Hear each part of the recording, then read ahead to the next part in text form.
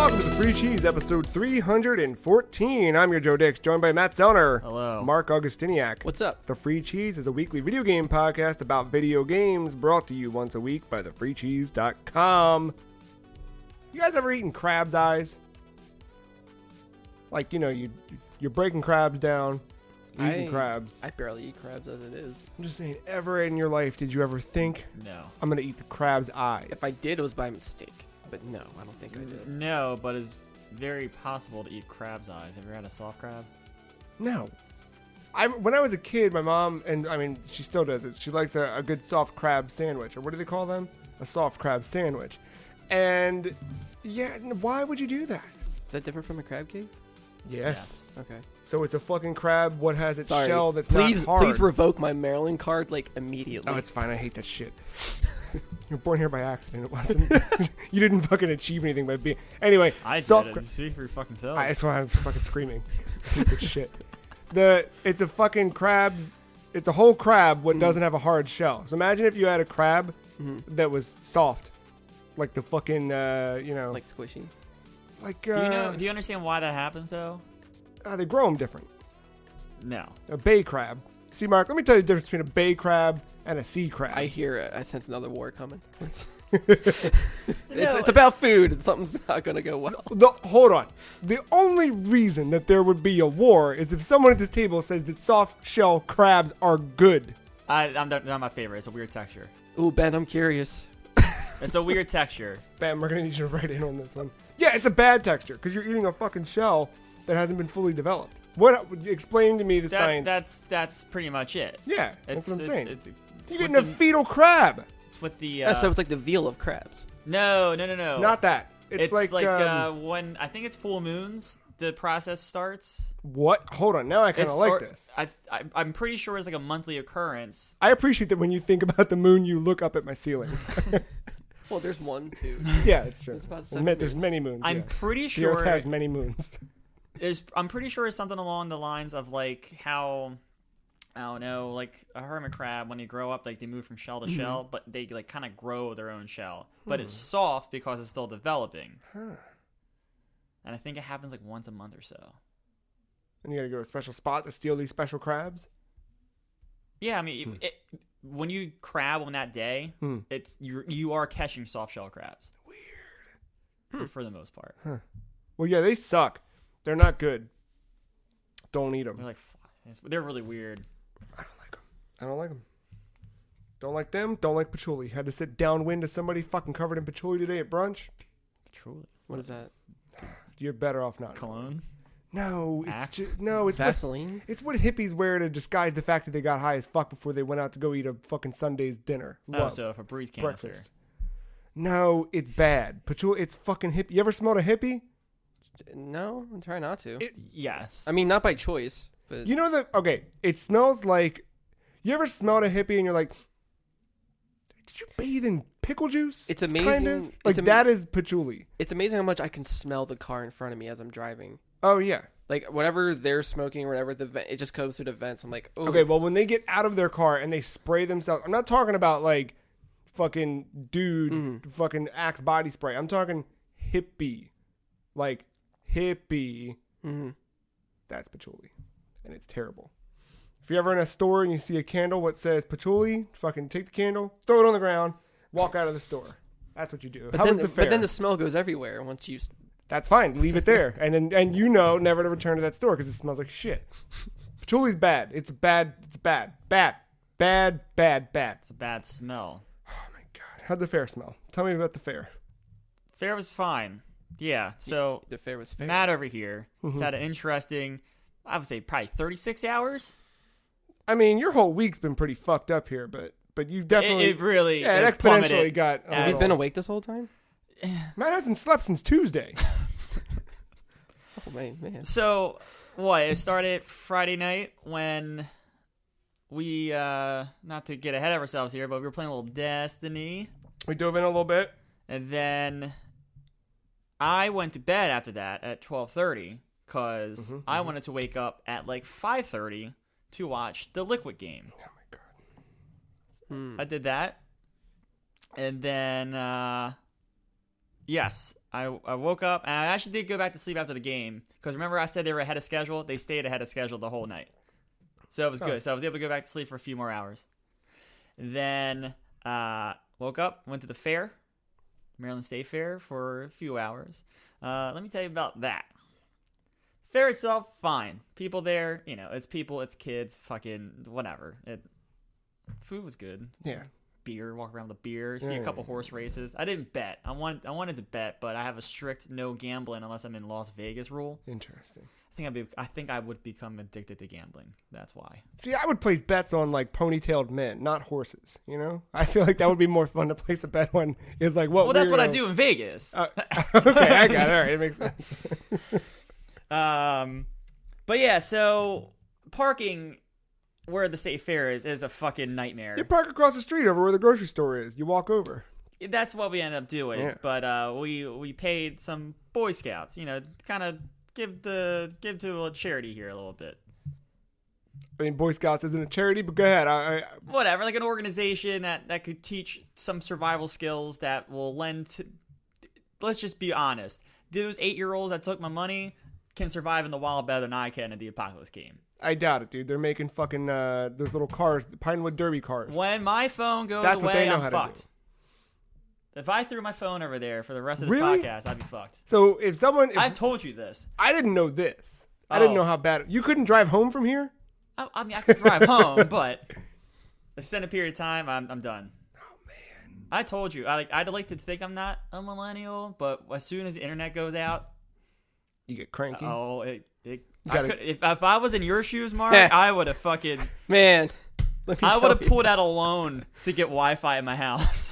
Well, my update with my internet, I still don't have internet, but I'm using the brother that I don't live with. I'm using his Comcast like hotspot stuff. Yeah. So usually what that is, I have Wi-Fi, but it's spotty. Because you're usually grabbing from a neighbor's router, technically. It's like the Xfinity. Yeah, so yeah, it's yeah. like technically unsecured. Because You just log in my with their old info. apartment, when they set everything up by default, that shit's turned on, and I was Yeah. like, I'm not letting somebody else sponge off my fucking router, and you can go into your account and say, fuck you, don't use my fucking... Well, I mean, I had to use their email and password. Your brother's. Yeah. I'm saying that specific network you're connecting Yeah. to is someone who lives next door. Okay. That's how Comcast does that. Well, in this case, down the street. Either way. But you know what I mean? That's how That's where Comcast he does... lives. No. You're not literally using his. Like, No. you're like... It's like... You're leeching almost. Yeah. Like... But not in like a greasy way. Like Comcast But this allows... is greasy because it's fucking Comcast. Well, yeah, but Comcast allows the leeching, right? Yeah. Like, Okay, It's- well, yeah. So I have spotty internet. Yeah. So That's it's technically- a small step up. like right now, I could connect to one of those, and it's probably my neighbor's. You know what I Mm. mean? It's an Xfinity Wi-Fi thing, but it's not like yeah. I get it. So anyway, found this parking spot. It was fine because I was on the opposite side. When I was to leave, I can easily avoid traffic. Just go right down 83 and I'm back home. Did you get popcorn from those Boy Scouts? No, I did not. I got nothing. I just gave them money. I parked, and then on my way out, I wanted to. Hold on, wait. Why were the Boy Scouts involved in your parking? I think like They hold up in the lot just to. Yeah, I'm pretty sure the scam office people? building let them use the parking lot, and I'm sure they split the funds somehow. All right. They all do it. Boy around Scouts of there. America scamming. Got it. Continue. Scamming. Yeah, but I did want to instantly go back to my car and drive off and wish for my money back as soon as I saw the kid flossing. Oh no. Should have given him more. And the flossing no. didn't stop there. You walk in and like there's a dude there. I think he's a rep for Texas Roadhouse. He's like, here, take this and put it into iPad. Take this thing, this code, put in the iPads with some information and enter for a free gift card. I was like, sure, let's see what kind of information you want. And then page 2 of 9 started asking for my address, and I said, haha, no thanks, I'm out of here. No. But the parent next to me that didn't know how to use a Samsung tablet, little kid idle, that's the fucking idle stance. That's Yeah, the worst one. Dude, when kids are just walking around, they just do that while they're walking. Like leisurely walking. That's just a slow floss. Like a fucking tick. I went to Yeah. a mall this morning or afternoon after we had food, and because I was gonna go buy some shoes, and I didn't like that they were too hot. The shoes, you know me, I don't like to be hot. But I saw a kid doing a Naruto run. All right. as I was taking a picture of this mannequin, which I don't understand what. I'm pretty sure Sonic did this run first. It's just Naruto's getting the credit. Naruto's getting the credit, but this was like, because I've been hearing an uptick in Naruto conversations. I don't know if there's something in the zeitgeist going on or not, but Because like I have heard more. yeah, Yeah. something's going on with Naruto. I don't know what. it's What's just- up with Naruto? It's just a meme at this point. All right. That's all it is. It's just a big meme. But I used to do that shit all the time though. Like when I was little, just run with Mars behind my back because I knew because I saw Sonic do it. Yeah, I mean, it seems like a good pose. You know what I mean? You're More aerodynamic. exactly, yeah. But I saw it was a child and its mother running through Oh, the they're mall. both. And the dad was behind, just like fucking so mad. The dad was mad at both of them, and I was like, "Yeah, I get it, dude." And he was like, He was "Can I planning his leave with divorce you?" papers. Yeah, well, I gave him to. I handed him some papers. I said, "Here you go." I still don't know what the hell this fucking Is mannequin that mannequin doing a T pose? It's doing something. I don't understand the dress. It's basically a T model. It's just it's like a complete mess. No one would actually wear that. It's right? art, Joe. You wouldn't understand, especially the camera next to its head. Yeah, I know. I kind of like that. And then, it's, yeah. I forgot that was earlier this week. Fuck. How do you? So you go to the fair each year? Since dating Victoria, yeah, I didn't go last year because the day she wanted to go, I felt bad. But the year before I went, You felt bad that she wanted to go, or you just were feeling sick? I was feeling sick. Oh, okay. Yeah. You know what? I think the fair, like one of the few times I've ever been there, back in like '96, maybe, maybe early '97, was the first time that's where I found out that Pokemon was getting a cartoon. I thought that story was going to go somewhere else entirely, but that's Nope. Pretty tame. Yeah. Because like the cards are out at this point, yeah. but they just had just had a postcard, and yeah, I think they had different characters on all of them, but the one I got was just Meowth, and I was like, what the fuck is this? Nobody wants this. Yeah, Yeah. but I was like, all right. I don't remember the last time I went to a fair. Do they still play shitty music there? Oh, like a concert? Like, yeah. How You many have to Nickelback pay- songs did you hear? 0. But like it's I'm weird sorry. because like some rides have like their own music blaring from it. It's like the rock and roll Right, yeah, that weird cars. So spinny you, like boy, you hear yeah. that, and then you go to the neck around the corner and the same fucking ride, but a different theme and different music. Did you get on any rides? No, Not the zipper? no. Did they have the claw? They did. Yeah, they had the zipper, the claw. That's good style. That's good shit.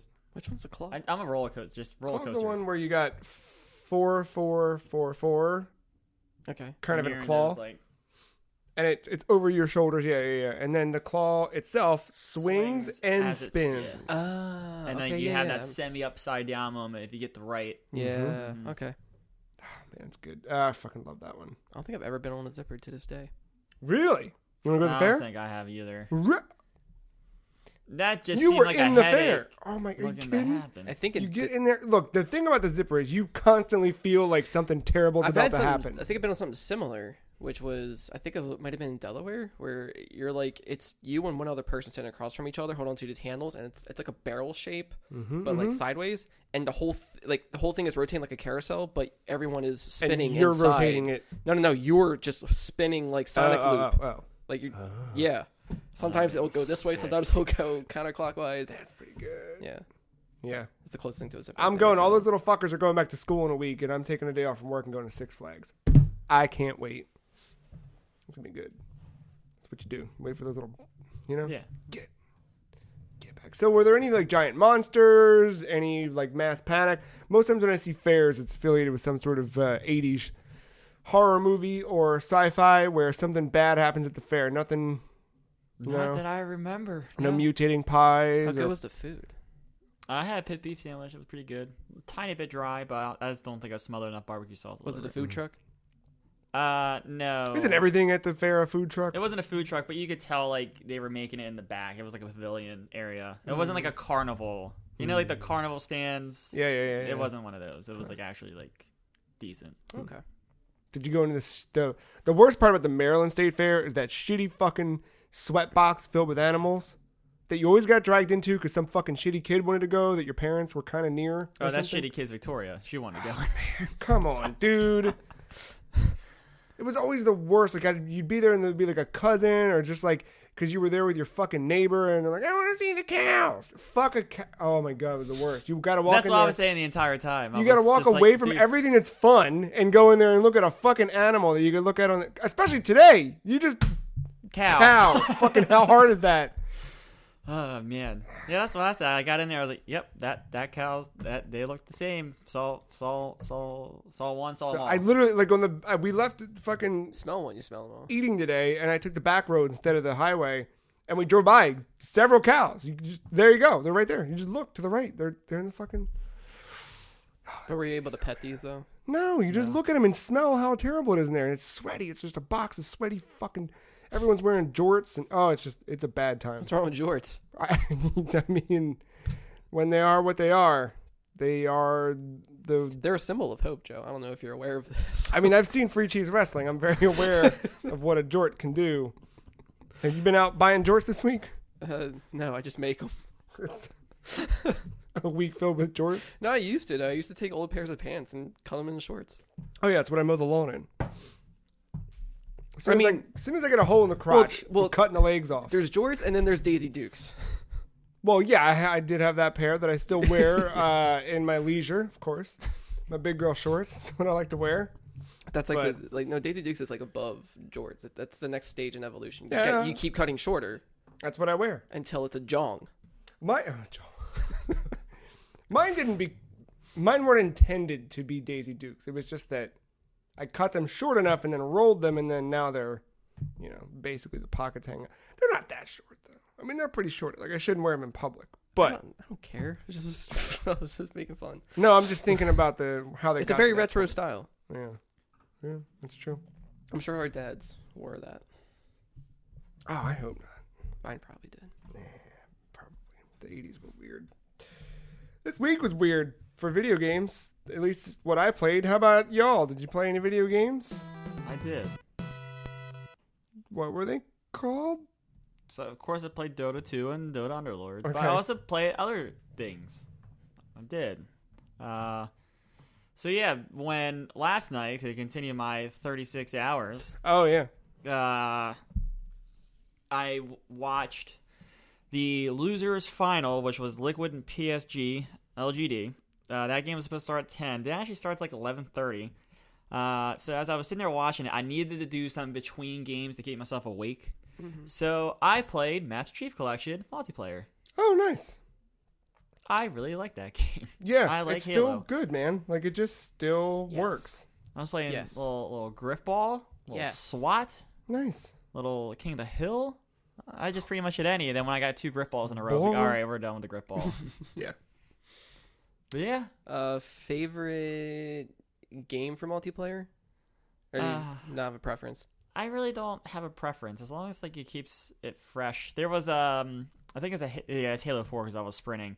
There's Clang of the Hill, which is just fucking King of the Hill but with swords. Oh. All right, so what I was picturing was an episode of King of the Hill, but with Krang from Ninja Turtles. That would be. I think it was called instead of Hank. Clang of the Hill. Yeah. That's pretty good. But yeah, that was like fun mode. We got our asses beat, but that was fun because like it was almost like a MOBA. You had to start playing it. Not everything's a MOBA, dude. But no, like you couldn't just go in 1v3. You had to wait for your team. You couldn't just team fight. Yeah, that makes sense. So I was like coming in. I just saw all 3 dudes in the hill. I was like, oh, I should probably step back, wait, Overwatch style, and then charge in. All out. Typically, warfare, when you can coordinate Game of Thrones style. in any multiplayer like that, when you can coordinate a squad rather than, you know what I mean, that we had the most success like with. Anytime I do multiplayer shooters like that, I always get that weird curse of like I die faster than everyone else, and my reload when I respawn, everyone else is just dying, and then we're never in sync because I don't wait for anything, and it's just endless loop. Yep. Like where are you? Yeah, that's guys? when you got to take your like 10 seconds. Like, all right, wait. Yeah. Wait, make this Let's just get there. I have like that Unreal Tournament like mindset with this game, and Halo isn't a Twitch shooter by any means. So I'm just like, gotta get there. I gotta go. Gotta pull the trigger. Murder. Yeah. But yeah, I should take a note with that and just take a step back. Yeah, but now that I've been playing a couple rounds, it was like this is my first time really diving into the multiplayer. On Master Since Chief Collection specifically? Yeah. Since I got my Xbox. After spending some time with the battle rifle, I kind of like it now. I get it. Yeah, it's I good. Get it. It's a good fucking gun. Battle rifle's I was good. playing SWAT. I was getting fucking headshots left and right. Oh, it felt real good. Yeah. I had that, I don't know when, but every once in a while I'm like, oh yeah, I have the Master Chief. I can play fucking Halo multi. Like, you just jump in and just... Like, I prefer 3 more than anything. Mhm. But I love going back to 1 sometimes and doing like the team, like when we did like it the way back. 2v2, the doubles. Yeah, that 2v2 was with just so like good. pistols, just Yeah. sniping everybody. it's good. Good stuff. Because it becomes kind of a Twitch shooter where it's just like first, because it's who's the best with a fucking handgun. I was gonna say sniper, Dude, but it's- Halo 1, like, yeah, that taught me how to use a pistol in all those games. So like whenever I have, I'm like, I don't feel weak at all. And those maps are so simplistic too in 1. Like there's literally that Yeah. one map is just like gray. the steel like Yeah, just a bunch of indoor pillars And, everywhere. yeah, just gray concrete pillars. Yep. It's like, couple ramps. Nothing wrong Oh, with you're that. talking about that one. yeah. Yeah, that one. It's just like, Step left, step right. Oh, there he is. I think Bungie ran out of time on that one. Yeah. They didn't Early- shade it. Early 2000s, man. I love it. That's good stuff. I think I really like the way Halo 4 plays. I don't like the loadout system. So if you get a game where they give you a set loadout, like SWAT, you can go DMR or battle rifle. That's pretty good. That feels really good. Yeah. But when you have to go to your loadout, then don't you have to like grind for loadout unlocks and all that? Or In 4, I want to say original 4 you had to. I don't know how Master Chief Collection treats it. I have no idea. That might be. You might. It felt easier to get kills in 4. Like the one time we played, we did a match. Yeah, it felt so much easier killing people than it did in 3. one of my biggest complaints about 4 it was the Promethean weapons. Yeah. And some of the I think the enemies sucked because we always got stuck with their weapons. Yeah. I think that was part of it. But when you actually are using the Spartan, the UNSC, they actually that's probably the best they felt in the entire franchise. Yeah, no. They're my favorite weapons, hands down. We beat Halo 4 as a group this week. Yeah. Heroic. Did we do heroic? Oh yeah. Yeah, we did. Marc and I are doing ODST Legendary right now. So Have fun with that. It's actually not it's that not hard. bad. It's pretty good. Yeah.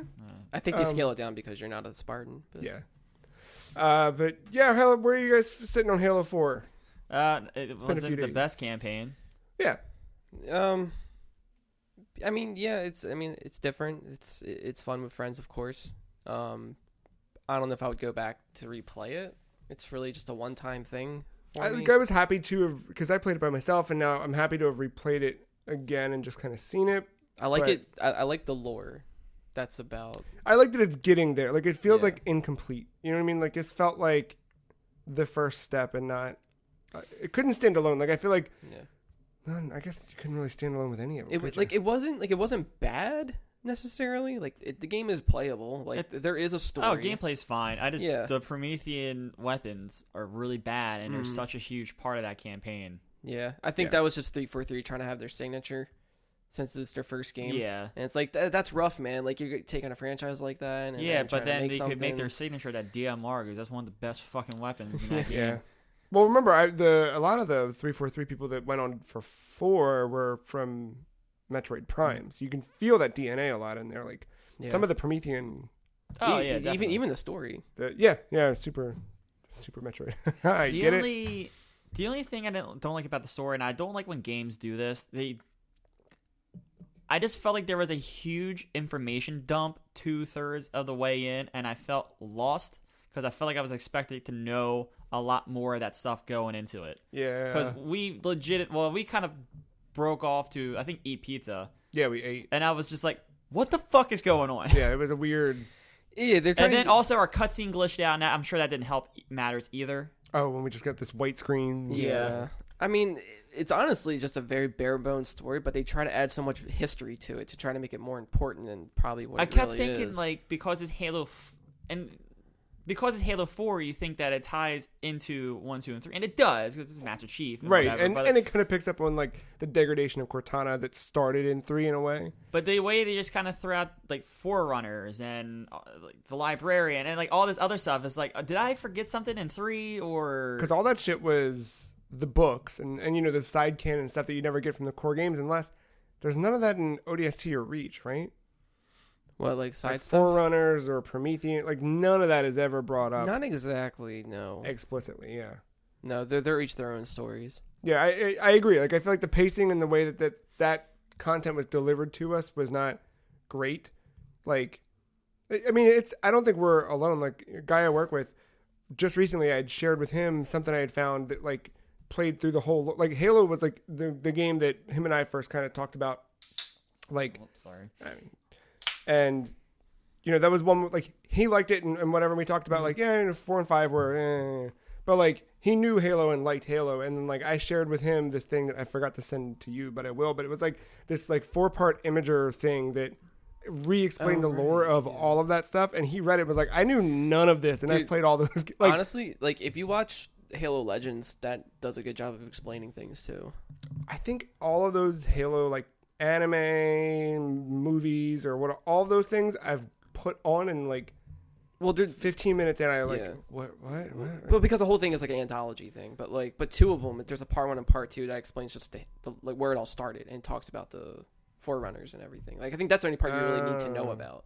Yeah, but yeah, like the first trilogy felt like good theatrical movies, and in Halo 4 it felt like a straight to video. That's an apt comparison, I think.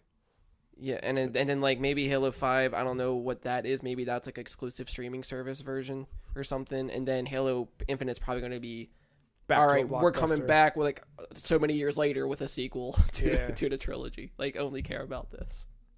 Yeah. I like. I mean, you guys will see 5 whenever we start that one, but Yeah, I'm really curious to play it.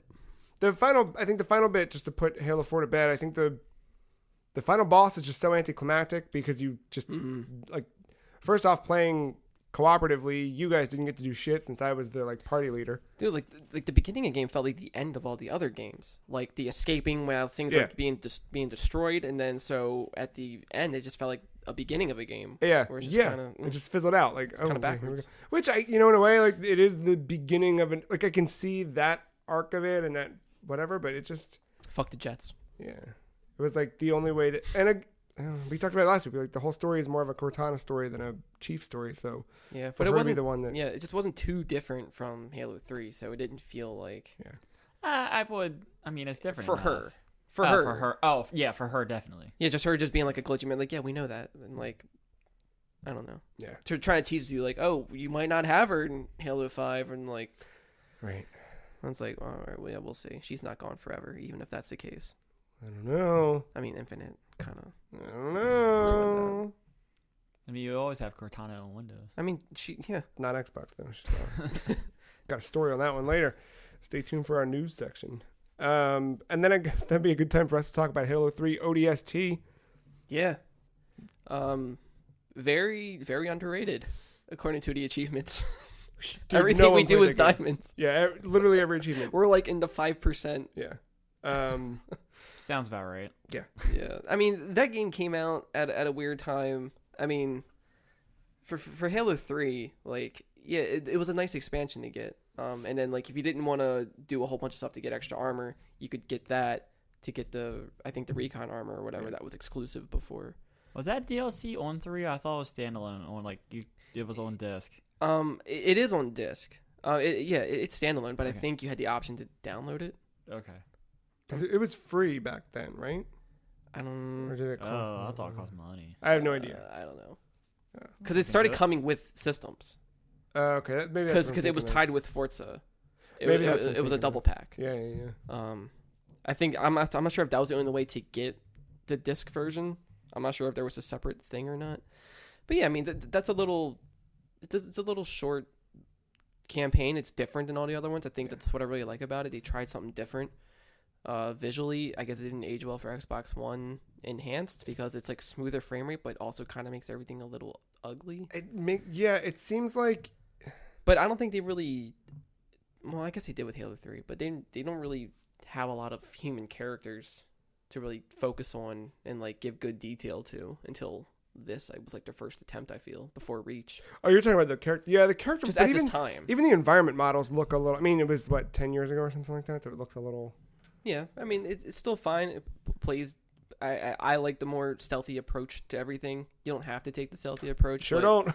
We're just like running through. Let's steal a tank and blow everything up, or just Yeah, I could skip this. I don't know, but I think just as characters, I like them. I like the ODSTs. In general. I like that they're a step below Spartan, but they're still human. They're not super powered, but yet they'll still go into And they're running. the depths They're front lines. Yeah. I feel like for this one, I was surprised that because I remember playing it and just kind of like, okay, cool, and I was ready for 4 at that point because I had played everything chronologically. I think this is taking place right after, between Halo 2 and 3. Yeah, it's Right after that whole war in 2. It's right after 2. Yeah. And when we were talking about playing through everything together, and Matt was like, I don't want to play ODST. I was like, kind of in the same boat, like, I'll play it, but and then we kind of jumped into it, and I'm liking it way more than I thought I liked it before. Yeah, like it's not exactly linear, I guess, in terms of just going from one thing to another, because like the main city at night is like the hub. Right. And then you can explore it and find audio logs and fight different waves of enemies throughout that until you reach the next memory to get a flashback of, and it shows you, that character and how they crashed there and what happened, and then that's how you're piecing everything together. So it's cool, like all the flashbacks are in the daytime, present is in the nighttime. Yeah. And then, just seeing it from a rookie's point of view, just trying to find everything. I like it though. It's fun, and I mean, I feel like playing it with someone is better. Like us playing it together is a lot more entertaining than. Yeah, I think that's the first time I might have done co-op with it, because even single player, I was fine with like how intimate that game is, because like it gives you that time to breathe in between everything. I don't know, just something about it I really enjoy. I like that the UI is different. It's all like yellow. You have a visor. It really tries to. It immediately separates. Yeah. There's a lot of like pop-ups and like, go here, do this, touch this. Yeah, I guess they try to add more bells and whistles to it to make it more worthwhile. So ODST was shipped as a 2-disc set. The first disc contains the campaign, as well as the firefight co-op mode, and the second disc contained the multiplayer mode with a complete set of Halo 3 maps. Oh yeah, ODST had it. And then ODST also came with a invitation to participate in the Halo Reach multiplayer beta. That makes sense. Yeah. And then it was priced at $60. Wow. Which was a point of controversy in reviews at the time. Interesting. And then it became just a free-ish game after that. Well, because that means you buy 360. Yeah. Boom. Yeah. So then you got it for free if you bought the Master Chief Collection initially because of all the problems. Oh yeah. Yeah. Is that where? No, I think I spent $5 on it. Yeah, I had to. Yeah, you got your Xbox way after the fact. Yeah, because I had it downloaded, but I was like, why can't I play it? I was you had. Oh fuck! So I actually bought it. It was like $4.50. Yeah, you had to be there like launch month or whatever that game to get it. That's fine. Matt, did you play anything else this week? You'll probably go more into the other game. Oh, the Destiny game that I literally played probably for.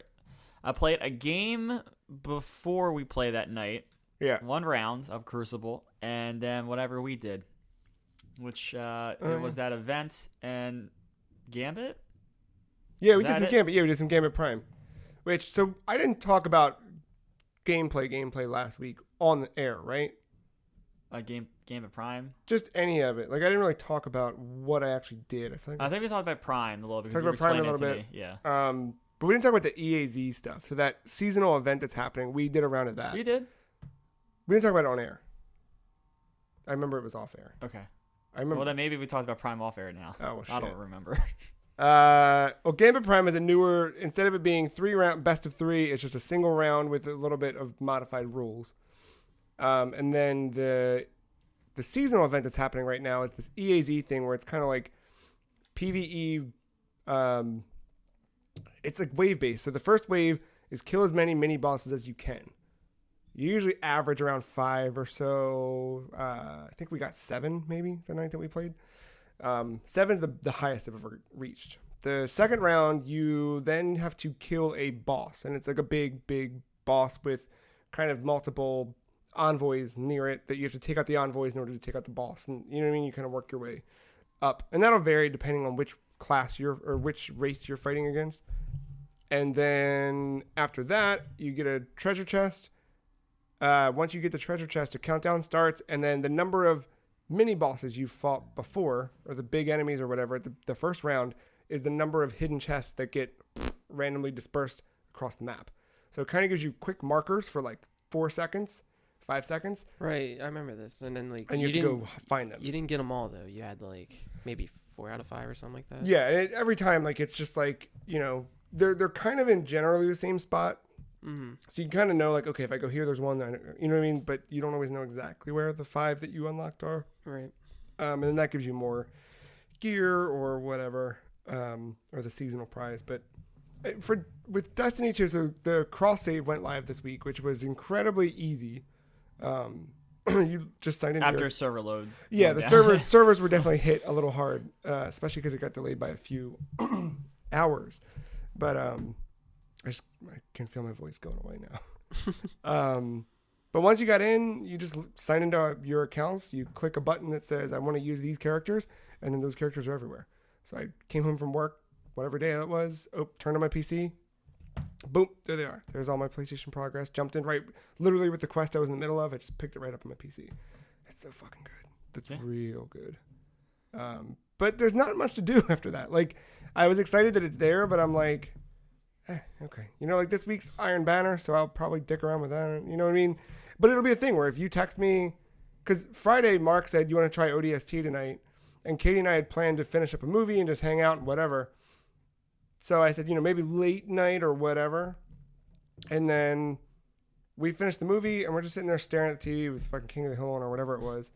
And you texted me Destiny, and I was like, oh yeah, I'll jump on for a few. And then I was like, oh fuck, I feel bad because I told Marc I'm fucked off for the night. Now I was like, all right. And then we played ODST for a little bit, but I'm like that's the only reason I think I'd play is like Bungie or Bungie. Well, yeah, but that's the only reason is that if I got that text of just like, yo, you want to play? Like I don't until Shadow keeps out and there's like some real story content. Yeah, that's how it was when last night with Dota. Like, yeah, I could have just put the Twitch stream to my TV and I could have jumped in the Crucible. I was like, I think I'd rather play Halo. Yeah, there's something more satisfying about shooting a BR than my last word. Which I'm sure the last word feels pretty good too. But yeah, it's look, Destiny's a good game. It still feels good to play that game. It's just I'm not doing that grind for anything. No, I'm treading lightly with that shit. Yeah, real close, real close. Marc, did you play anything outside of what we talked about? Yeah. So, I don't know if we'll get into it later with news, but Gamescom happened. Mm-hmm. And through that, Nintendo had a little thing. Did you mean waiting for Hideo? You said Gamescom, but it sounded like you said. Oh yeah, Okay. Translator. Yeah, sorry, got it. Yeah, so they had like their Indie World thing, which I guess they got rid of Nindies now. I guess it's just called Indie World. Apparently, the Indie World thing is what they would call it in Japan. So now the Nindies thing is, I guess that branding's going away in favor of a universal. That's fine. Indie World. I'm okay with that. Yeah. But yeah, they shadow dropped 2 games. Super Hot and fucking finally Hotline Miami Collection. That gives me hope for Spelunky on Switch. Yeah. Like that's the only thing I need. You just gotta get enough people bitching, it'll happen, because that's all it was. Did people bitch about Hotline? Dude, Hotline fans were just like, put it on Switch every time when anything on Twitter related to Hotline. They're like, even if it's Devolver doing something, they're like, Hotline on Switch. It's like, well, hey, we can all shut the fuck up now. Yeah, because there it is. No, they'll find. They moved on to the next game already. Hotline 3. Well, it's technically in there. If you play 2, it's a joke. Oh, like for a second, like a menu comes up for 3, and it was just a big tease. Like it was just like a fuck you. That's pretty good. They're like, we're not doing a sequel. We're done. This is it. Pretty good. And it makes sense given how that game ends. But, yeah. So yeah, it's pricey. It's $25.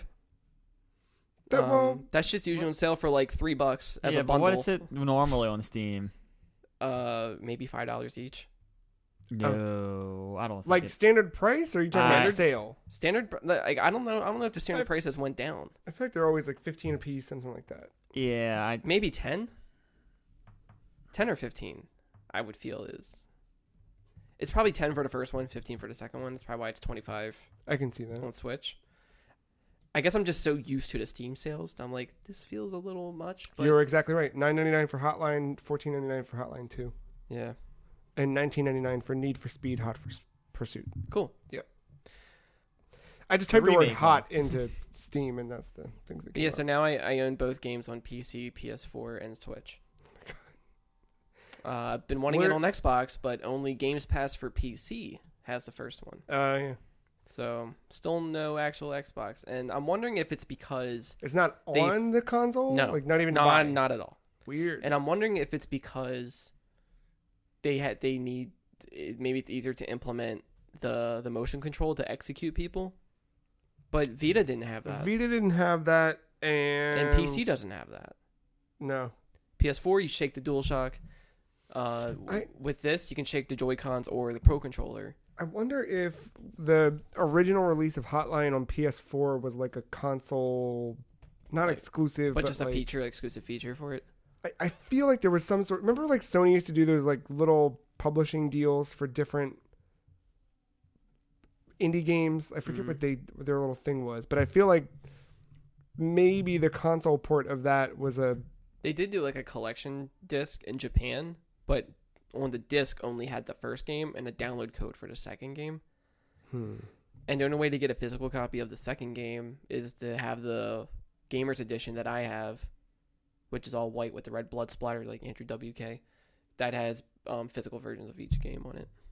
I don't know. But it feels good to like do executions with the Pro Controller, because it feels like it's almost tool assisted or like a glitch, because like how rapid, like you bash the guy's head, it usually takes like 1 to 3 hits or like shakes or whatever.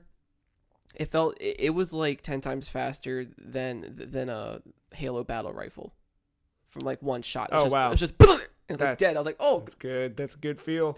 It felt like I was speedrunning. I think I'm like almost halfway through the first one. It's not a long game, but I remember one day you came over after it had like, because they did cross-buy, so they put it out on PS4 like a year after it had come out on 3 and Vita. Mm-hmm. And I had just like downloaded and installed it just because it was there for free. And you were like, oh, hey, Hotline came out. And I was like doing something in my this fucking table. Just, I don't remember what. We were at my apartment. And then like Marc was like, I beat Hotline. Like, it was just like fucking done. I don't know what the hell we were doing, but. It's good stuff, man. Yeah. Especially if you're just Tony, because you just punch everything and they're dead. Yeah. So yeah, that's a good way to get through it. Or people call it easy mode. Yeah, glad that's finally out. Love it. Still recommend it to anyone if they haven't played it.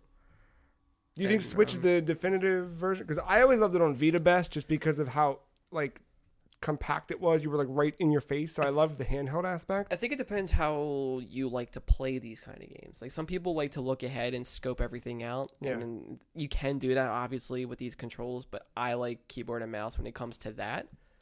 To get a lay to land, it just feels easier, more intuitive. Yeah. But if you're just going in just to play, I don't really think it matters, because you can even use a controller on the PC version. So, and yeah, I've gotten used to it. Pro Controller kind of threw me off a little bit just because of the face buttons and what everything does. I'm so used to like PlayStation buttons in my head or something. Yeah. So when I'm seeing like B to do something or A to do something, I'm like, what? Yeah. But no, it's fine. Controller works great with this. Especially if you're doing handheld with it, which I have not done yet. I can't see that being a problem at all. I'm sure that's a good time. I don't know if shaking the whole Switch when you're on top of somebody to bash their head in, I don't know if that's gonna do any wear and tear with the connection. But I feel like they build that into enough games. Like Mario had that, right? To like throw your hat, you had to shake the thing. I feel like they probably build for that. I forgot about that. Yeah, it's true. Because I was pro controller with that too, so I would just kind of yeah. flick. But yeah, it's good. I love it. Glad it's there. That'll probably be the version I'll be playing more than anything because I neglect my PS4. How frequently do you go back to Hotline? Like just typically? It's definitely my like in between. Like sometimes if I'm like it's a game because sometimes like I don't know if anyone else goes through this. When you're like in certain moods, whether you're like in a good mood or a bad mood, that might dictate what kind of game you want to play because maybe you don't want to think about so much when it comes to a game that uses a lot of thought versus something like simplistic. And this game kind of touches both sides for me, where it's like whether I'm in a good mood or a bad mood, this is a good game to jump into. It's short and quick, do whatever. Like, the levels are so digestible, but like, because if I'm angry, I was like, whatever. I just want to like maybe do like a dungeon crawler or something simple, just hack slash. Yeah, you don't beat have up to stuff. You just go mindless. Yeah, just to blow off some steam. But at the same time, you do that until you keep messing up, and then it forces you to like think for a second, and still kind of, but not too much to where it takes the fun out of it because of how fast paced it is. So if it was like a strategy game, I'd be having a bad time. It's just how impatient I am. So, yeah, I mean, it's definitely my like that is. I don't know if you. I feel like you two also have like your like just go to game. Yeah, Symphony of the Night. Rocket League. Right. Yeah. The Hotline is that for me. So it's my snack between meals. But from there, outside of Halo, I dived back into Resident Evil 4. The fourth Resident Evil. It's a good game. I need to get reacclimated in the beginning. Controls wise? Yeah. Or, Oh yeah, coming off a 2, I bet you that's jarring. It was just at first. Just need a couple minutes because I wanted to finish this, and then my plan is to go back into Classic 2 because I want that fresh in my mind how they both play, so I have a better what's the word? I have a better like just a better mindset when it comes to 2, like 2 remake, to see the DNA from both of those coming together. So I just beat Salazar. See the chainsaw dude? And he's a little Napoleon dude. I don't remember. He's like, I played 4 one time. Oh, you're like close to the end. yeah. Yeah. Like I mean, I didn't reach Krauser yet. Yeah, but I mean, but you're yeah. in the 5th chapter. I think just beginning of chapter 5 maybe. Yeah, because the end of Salazar is the end of chapter 4. Yeah, and what's great about it, because like this whole time that I've been playing, I've been saving my money. I've been doing good. I haven't like I didn't upgrade my regular shotgun until I got the striker. Mm-hmm. Put all my money into that. So it's been tough going along throughout this whole thing with just a basic shotgun. I have been upgrading the rifle, the semi-auto rifle, and I have the Red 9 pistol, and I have the attachments for all that stuff. Yeah, the stock. It's a stock and a. Yeah. Is it just a stock? It is just a stock, and then the scope for the rifle. The semi-auto rifle. Yeah, until the thermoscope later. Yeah. For that fun thing, having regenerators. They're 5.2, right? Maybe. I assume so, because that's before Krauser. Yeah, 5.1. Excuse me. Excuse me. Sorry, we're trying to. Yeah, 5.1 is the initial island. I think once you get into like the labs, is when it turns over to 5.2. Yeah. Which is that bullshit. Mm-hmm. Thank you. Nope. I knew I was about to talk again. The best. So, thankfully, it doesn't seem like Earl is too upset. You should just vacuum the wall. Yeah, why not? Because typically, what Earl does is he just screams at the walls. Like the dude's been fucking around like right next to on the other wall of my kitchen. It's like that guy who has like uncontrollable gas, and every time you talk, he just won't stop farting. Every day, from about 11 to about 10. It's great. Every fucking day. I'm pretty patient, Pretty cool. but There's some cool noises, man. But I've been patient with this game. there you go. Bring it A back. segue, if I've ever You know, seen one. But like I've been knowing not to sell certain treasures because they need Yep. parts you you need can all the combine. pieces. That So, butterfly lamp. Yep. So then the elegant mask and everything, Yep. the crown. Mhm. So like I've been looking up like which ones I can sell right away, Yep. which ones whatever. I've been playing it smart. Yeah. And so yeah, the pistol, the Red 9 is fully upgraded now. I even gave it like the extra like 80,000 upgrade. Oh yeah, doesn't that extend the clip? It makes it stronger than what it should be. Oh, the striker gets the extended clip. Probably. Yeah, I guess 99 bullets in it. Dude, I have so much money. I have so much bank. I have like the biggest fucking suitcase for everything. Were you doing the knife shit too? Yep. Like, yeah. Shoot their knees, knife them when they're down when I can. Yeah. Unless it shoot gets them too in hectic. the head. So shoot them in the head, kick them, knife Yeah. them, or in the knee, suplex city. Suplex, dude. When you suplex and your head comes off, best feeling ever. Yeah, suplex city and then knife. Yeah, when I can, that's what I try to do. Unless I need to do some quick crowd control. The only boss I struggle with in that game every time I go to play it is the lake one.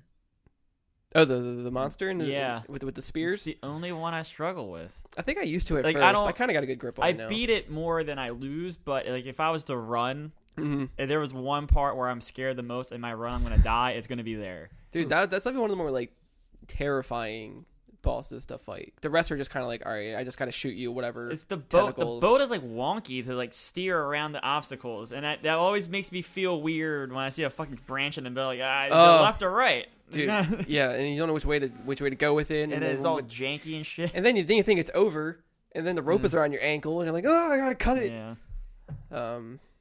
Yeah. Yeah. So I've had a rocket launcher with me this whole time, and I knew I was saving it for Salazar because it's the one hit kill. Oh, that's pretty good. So I was It's like, right on the eye, right? so you shoot that eye thing for a bit until the cage opens up and he yeah, comes then- out, and I'm like, pause, rocket done, and I was like, all right, I gotta go. What's the lake boss fight? It's early on. It's like chapter 1, 2, 1, 3. Something like that, yeah. It's like this fish creature just in the water, and you're on a boat with spears. Oh. So it's not Musta Krakish, the lake troll. No, That's all I can think dude, of. that's a good song. I know. Musta. Krakish. Or is it 1, 4? And because It's chapter nighttime, 1. because nighttime goes to 2, 1, isn't it? El Gigante.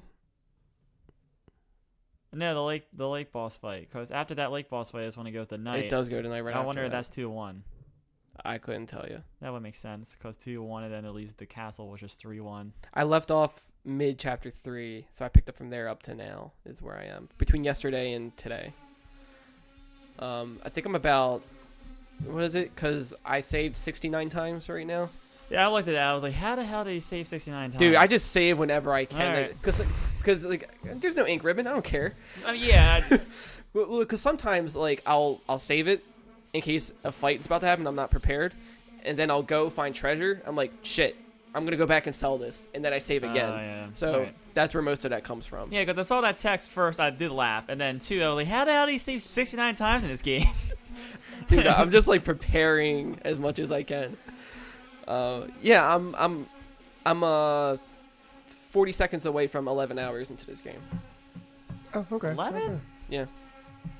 I think there might have been times where I just was idle and Okay. I didn't pause it because I was just like either playing Switch for a bit or I was eating, and I think it just had that it has up. to be it, because I feel like I can beat that game in 6 hours. No, I normally can beat it Okay. in a shorter time, Alright.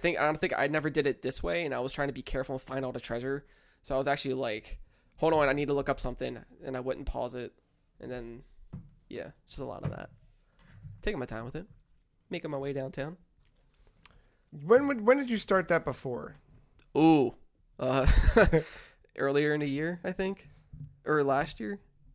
I knew I played it for a bit before 2 came out. Oh yeah, okay, that makes sense.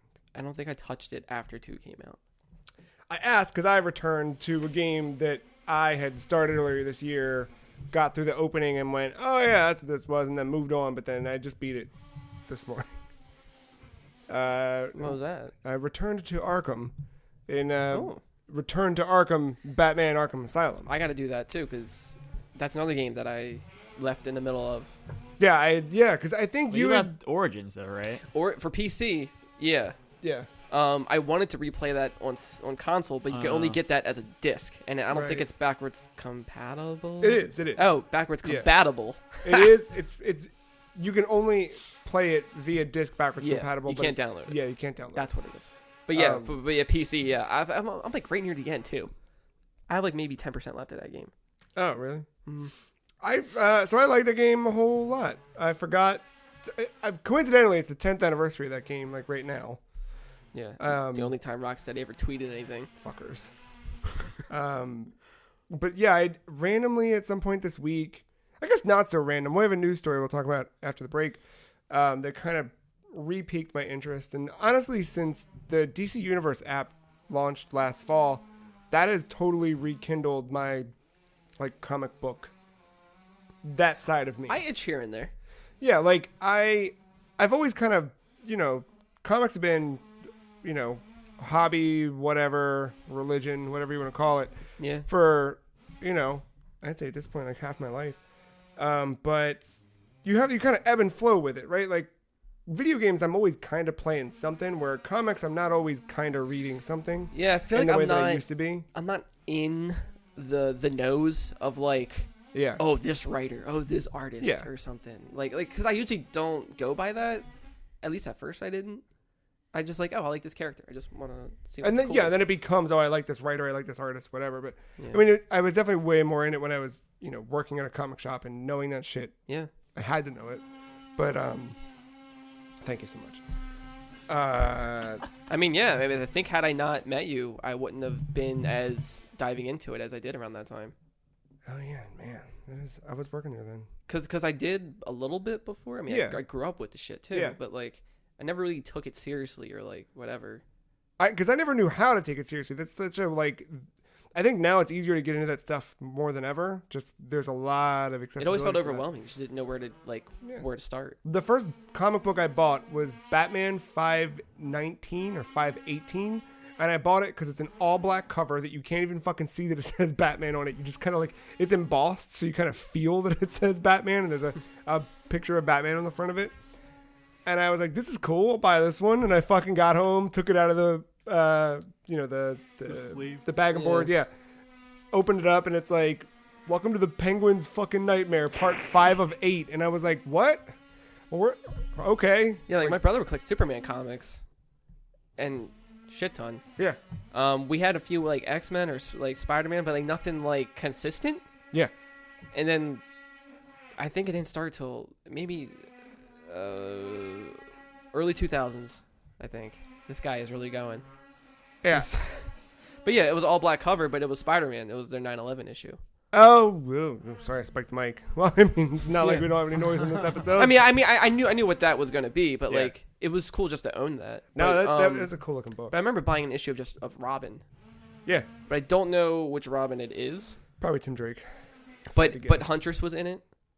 Yeah. This was like early, like late 90s. But like what was cool about the cover was that you could pull. Because it was like a pocket, and you could pull, and it would like animate. Ooh, it was him like holding that. a staff, and like the cape would float or whatever. Oh, like, that's badass. And if you flipped it around, it was Huntress, and like her cape would flow or whatever. 90s books. It was like blind, so it was cool. So when you pull it, it was like animating it, like a flip book for you. I wonder what that was. I'm gonna look that one up. Yeah, but yeah, I think that app has just made it so much easier to like fall back in, especially with the modern stuff. Because when they did Rebirth in 2016, there was like a lot of books. Like they got to the point, because I think they're to keep up with what Marvel was doing on the publishing side. Marvel was doing a lot of like I think Spider-Man especially was like 2 books a month. Like that was pretty standard for Spider-Man at that point. And DC kind of went across the board. Like all of the major characters. Wonder Woman was getting 2 books a month. Batman, Superman, Green Lantern, like everything was a 2-book book. Which gets expensive. Like books now are $2.99, $3.99 in some cases. So you're doing that. It's $8 per title, right? You know what I mean? Like, and it's not like I'm just reading Batman. I'm also reading Detective, and I'm not just reading Green Lantern. You know what I mean? Like you gotta, you're reading multiple books from the family or whatever, and having it for $8 a month is just DC Universe $8 flat has been pretty good. So anyway, I've been itching for that, and then obviously constantly wanting a new Batman game of some sort. And I was like, you know what? I got this fucking thing. I'll just jump in. And I ended up going all the way through that game. I played through on hard, which I looked up my old Xbox account where I had played Arkham Asylum a decade ago. Apparently, I beat that game on hard back then, but I don't remember doing that because hard's the one where it doesn't show you the lightning bolts above their head. I don't remember doing that, but I have the achievement for it from a decade ago. So I did that again this time and didn't feel as hard as I remember it being It's not a hard game. back then. I think I revisited it on hard. I don't know if I beat it on hard. Yeah, but it's not bad. Yeah. The frustrating parts were like some of the rooms where you get overwhelmed with enemies and you're kind of like you're trying to do the Y, the fucking counter. It's poetic. But beautiful. This was the first time I felt confident with the combat system and not just button mash, button mash, button mash. Like, I was never good at it, and I know there's a rhythm to it, but like for me, I never got good at I never got good at that flow. Like I could get a good flow going, but it was never like. What is going on? Shut the fuck up. I probably heard that. He was quiet that time. He's gonna cut through the wall now. Like, what you Hi. Yeah. Sorry. No, I can't fucking think straight anyway. It's just fucking. Yeah. The challenge room. So what got me really good is not Asylum's challenge rooms because I never really played them. Cities challenge rooms. The 1000%. end ones. They were so good. The 130 combos, man. I was starting to pull. That's yeah. I beat Asylum, and so this is the return to Arkham version of this. So it's remastered. I think the audio might be a little weird. There are spots where there's some of the canned stuff where it's like Batman dying and like going like, oh, does not sound like Kevin Conroy. It just sounds like some fucking dude. Like it's just like it's almost like sounds like that chainsaw. It sounds worse than the chainsaw. Like it's weird. Like it just occasionally things like that where you're like, did you lose the audio? Like did we have all the files backed up except for the Kevin Conroy screams? Like it was weird. Like a couple of those lines. Thank you. And yeah, so that one was kind of strange. Are you trying to 100% it? So I was playing through and I was like, I did all the Riddler challenges the first time I played this. I'll do them again. And I was doing pretty good. I think naturally. That's what I'm trying to do now. It's totally achievable. There's nothing missable. Same. It's the reason why I haven't beaten Origins yet. Oh yeah. I'm trying to do like everything. Are there Riddler challenges in Origins? It's like they're different, but they're yeah. I mean, there's just like things you find, but yeah. But this, I remember it being like fun to seek that stuff out, and it still was here. Like when I'd walk into a room and the little riddle pops up on the screen that says like Tweedledee saw it and Tweedledum can see it. Can you see it? Or whatever the fuck it is. And you're like, oh, I gotta find a seesaw with little spinny hats on it because that's Tweedledee and got it. It was fun the first. There goes Earl. There you go. Needed to hear that bark. So naturally, getting to the end of the game, I hit like 55% of the Riddler stuff. Like I got that achievement for getting over half of them. Yeah. And then I kind of saw the thing where it's time to go into the party for you and go fight Joker, and I was like, I'm just gonna go do this and beat the game and be done with it. I'm done. That final fight still sucks. That was terrible. God, terrible. It was the worst. Like I you know what it reminds me of? The end of Ninja Turtles 2. The movie? I don't remember It's just Super Shredder and played by Kevin Nash, by the way. Ooh. And just breaks the pier on himself. Just like you're your own victim of your demise kind of thing. Yeah, like this. It just you weren't even fighting Joker. You were fighting more henchmen, which I don't know. But the other stuff, man, like the Bane boss fight was basically replicated for every Titan you had to fight in that game.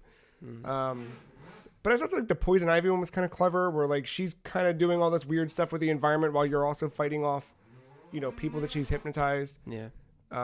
The Croc area, it's not really a boss fight, but it's just like a hide and go Croc. The running towards the camera. That's bad. That bad. just gotta go. But that game's still really damn good. And it's something that's weird about it is you forget that there weren't games like that before. Like if you're playing a superhero game, they were fine at best. Like I think what I played right Fine, before that, terrible unless you were Spider-Man. I think Ultimate Alliance, those were always good, but they were a different beast. Like, Yeah. But just a straight up character action superhero game. Yeah, They were did you ever always play? like, Well, it was another Batman game, but Rise of Sinzu. I never did. I heard that one was I like pretty that good. one. Yeah. I mean, it was a nice little co-op beat 'em up, and you had combos you could do together and stuff. Yeah, I kind of want to go back and to that. I got to be GameCube, Nightwing, right? so Well, it, no. was, it was everything. I think PS2. Yeah, it was Xbox. that era. Yeah. I know that. But yeah, it never went to this level of No. kind of game. I played the Batman Begins game on Xbox. Never. I think the It's, last Batman game I played before Rise of Sinzu was the NES one. Oh, No, that's I not true. Super played Nintendo. Batman and Robin or Batman Forever, whatever. Oh, Batman Forever. Yeah. That classic. And the Eternally Adventures swinging. of Batman and Robin. Which, yeah, I did a stream of that a few years back on the 25th anniversary of Batman, the animated series, and turns out the fucking Super Nintendo version of that game is superior than the Genesis one, which I did not think was the case, because Genesis is always better. But, no, that was really good. But yeah, Arkham Asylum just still stands out. It's just such a good... What, nobody likes Superman 64? No. I never played it. I know it's, It looks terrible. It Why is would I what want it to is, play it? I play Dota every week. Dude, great. And then I jumped right into City, so we'll see how that goes. I've never played City. Oh man, City City or Night, I have not yet touched. Dude, just being in the beginning of City, I was like, oh right, this game's so fucking good. Yeah, I'm waiting. City starts off really cool, too. Oh yeah, Yeah, I won't yeah. because you haven't been. I'm not gonna say. I anything, know. but I'm just- waiting. I'm waiting to get Asylum out and. What was the Origins out last of the thing you way. did in Asylum? I know it's been a while, but did you beat Poison Ivy? I did beat Poison Ivy. Oh, Oh, You're you're there. at the fucking You're knocking. end. You're right there. You're knocking, baby. Yeah, What do you mean? Oh, I'm at the end. Yeah, yeah, just about. that's it. Like, Because when she transforms Asylum, you're right there. yeah. Okay. But like once you walk out of the botanical gardens after beating her, you. I mean, I don't think have. you pretty much walked to the Joker's party. Yeah, the thing See, is, I don't go to the have a park. lot of upgrades either. Like not a lot are maxed out or whatever. Oh. So I don't know. Maybe I'm missing something. I mean, I think I beat it, and again, like just naturally working through, I got 17 out of 20 upgrades, I have to look again. and you get a I have lot to of refresh my experience for memory. doing Riddler challenges. So if you hadn't been doing a lot of the Riddler stuff, you're not getting as much experience along the See, way. because I think right now I'm trying to do all that and find all that. Yeah. So maybe I'm further along than I thought. I'll have to look at it. If you beat Ivy, though, in terms of like story, you could literally probably go do 2 more fights and you're done. I felt like I beat her. If I didn't beat her, then I'm getting to her. Yeah. Because I could have swore that I remember traversing through a lot of plant stuff. Yeah. That's right there. But man, fucking City's so, it's just so much bigger, and just there's, I don't know, just City is the better immediately- game, but I always thought Asylum had a tighter story. I agree. Huh. Yeah, Interesting. I agree. Man, City's still like, 2011 was a big year. If you go back, it was like Portal 2 and the Mortal Yeah. Kombat relaunch, and Asylum feels like an attraction in a theme park, like in the best ways. oh yeah, I can see that. Just the way they have everything set up, the little Then in- you're gonna love City. the inventory of the encyclopedia. Look at all the character art and That's everything. yeah. All the audio logs. I don't know. It's I just, love that. Yeah, like hearing those stories, because like it's cool. You hear those audio logs, like when you play them, they're for each character. But when you play Harley's, it's not Harley's. It's Harley's tapes as a psychiatrist interviewing the Yeah. Joker, which is cool. good stuff. And they all tell like a cool story. It was just so well crafted. I fucking love that game. And then I'll close out on just a tiny bit. I think I talked about Just want that. to Yeah, just point out 2011, also the beta of Dota 2. I guess it wasn't that great of a year after all. Skyrim came out. Yeah. No, and then every Same other day. year. Yeah. Same day. Minecraft was official. Uncharted 3 was that year. Remember? Assassin's Creed was Twisted Metal was in its that year. in its prime. Yeah, you're right. This is Oh, yeah. where you find all those different like MySpace, Facebook themes of like video games, and it's everything from that That's the year of the crash, right? section. PSN taking a shit. Is that year? Yeah. Because Mortal Kombat. Yeah. Modern SOCOM, Warfare Brit. was earlier than that, right? Yeah. Modern Warfare was... Is that 2009? Yeah. Yeah. No, 8. And then 2 was 2010. Yeah. Oh, I hated the midnight release for 2. I had to work that. Yeah, because that's one. The 2 was the year I got my PlayStation 3. Or no, that might have been 2009 then, because I graduated in 2010, and I took it to college, and I got Black Ops that first year. So yeah, 2009 was Modern Warfare 2. That would put 2007 as COD 4. Oh yeah, 2007 was Modern Warfare. I Yeah, remember and then that. 8 Alright, was okay. World of War. Got it. 8-bit do SN30 Pro Plus is that controller. I think I talked about it last week after getting it. I finally set up, so I had to wipe my Mac side of my computer recently. Some fun Final Cut, fuckery, where it just expanded and ate the whole hard drive and I couldn't boot. But anyway, so since doing that, I finally got the Mac side of things up and running it. So that controller I cannot pair with the Windows side of my iMac Interesting. for some reason. It pairs with my Switch just fine. It pairs with anything else. It works hardwired on the Windows side, but it won't pair via Bluetooth. Like the Bluetooth thing in Windows will not even find that controller. So I was like, well, I wonder if it works in Mac. And I booted it up there, and it works just fine. Totally good, totally great. And that controller, man, I was playing through, speaking of Batman on NES, I was like, because you and I were texting back and forth about fucking Nightwing and Batman Beyond. Like, there's a lot I've been watching Beyond. Yeah, a lot this week just kind of like all came together, and I had ended up playing some of that. And just to see like that, and that controller works really, really well. So if you're looking for something for like old school games, just that I think works really well for that kind of thing. I played this weekend, the Tetris 99 Fire Emblem thing is going on, so I played a little bit. It's just that's a solid ass controller, at least until those Super Nintendo controllers come out. We'll see. Well, we're gonna take a break and see if maybe it's a little bit quieter on the other half. We come back, we got some news from Gamescom and around the globe, literally after the break.